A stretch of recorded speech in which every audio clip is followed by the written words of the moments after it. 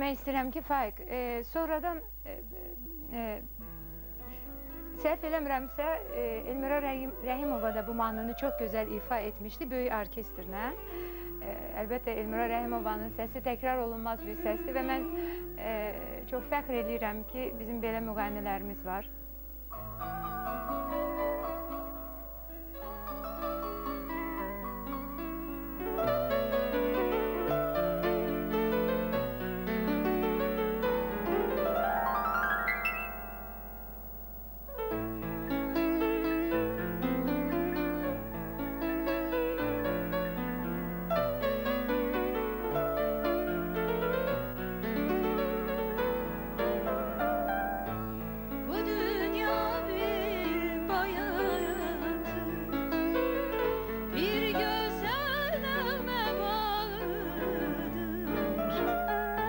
Bu